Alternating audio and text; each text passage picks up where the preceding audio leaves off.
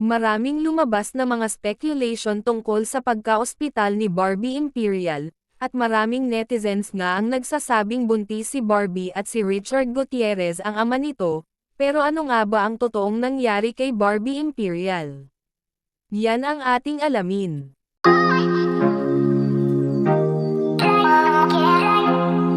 Nagulat at nag-alala ang maraming fans nang ibahagi ng aktres na si Barbie Imperial, ang ilang larawan at updates kung saan makikitang siya ay nasa loob ng ospital.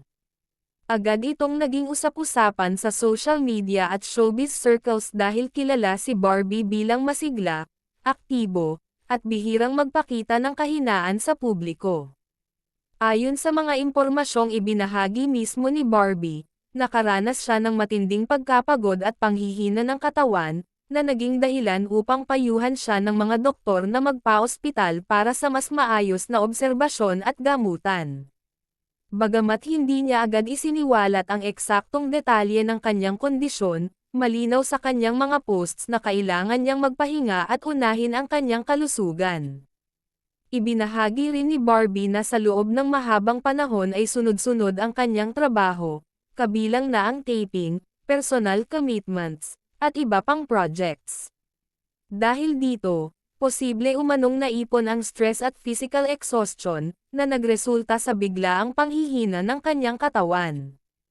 Ito ang nagsilbing wake-up call sa kanya upang mas pahalagahan ang sariling kalusugan kaysa trabaho. Dahil sa kanyang pag-ospital, naglabasan ang iba't ibang espekulasyon sa social media. May mga nagtatanong kung siya raw ba ay buntis o sumailalim sa isang operasyon. Ngunit nilinaw mismo ni Barbie na hindi siya buntis at walang naganap na abortion o anumang katulad nito. Aniya, ang kanyang pag-ospital ay para lamang sa pagpapagaling at pagre-recover ng kanyang katawan.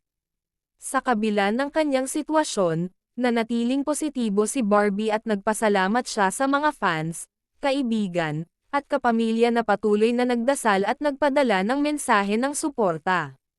Makikita rin sa kanyang posts na kahit nasa ospital, hindi niya nawawala ang kanyang ngiti at pagiging strong, na lalong hinangaan ng kanyang mga taga-suporta.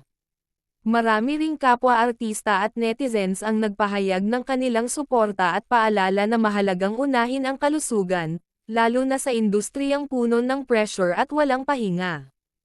Ang nangyari kay Barbie ay nagsilbing paalala na kahit mga artista ay tao rin, napapagod, at kailangang magpahinga. Sa kasalukuyan, ayon sa huling updates, maayos na ang lagay ni Barbie Imperial at patuloy siyang nagpapalakas. Pinayuhan siyang mag-slow down, umiwas muna sa stress, at bigyang oras ang sarili upang tuluyang gumaling bago muling bumalik sa trabaho. Base sa nasagap na information, lumabas sa ospital si Barbie Imperial ilang araw ang nakalipas, ay umattend naman ito sa premiere kahapon December 18 ng Shake Rattle and Roll bilang pagbigay suporta sa kanyang boyfriend na si Richard Gutierrez. Makikita naman si Barbie na masaya ito na nagkwentuhan kasama ang boyfriend at si Annabelle at ang pamangkin ni Richard. Makikita din pati ang kapatid ni Richard na si Raymond at Rufa ay spotted din sa naturang premiere. Mapapatak. Ang hirap talaga i-describe ng ng isang horror movie. It's supposed to be escape, kailangan na escape. So ayun, I will let you watch it and decide for yourselves. We are the lone horror movie ngayong December 25 sa MMFF. So please, we need the word of mouth po, we need your support. Dahil later on po may mga exit interviews kami. May mga po kami mga crew. We have 80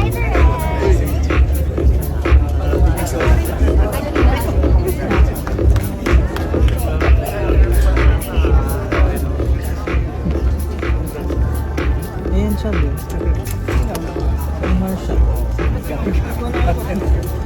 Ang gandang buong silid. Ano? Eh, tinanong mo eh. Ano?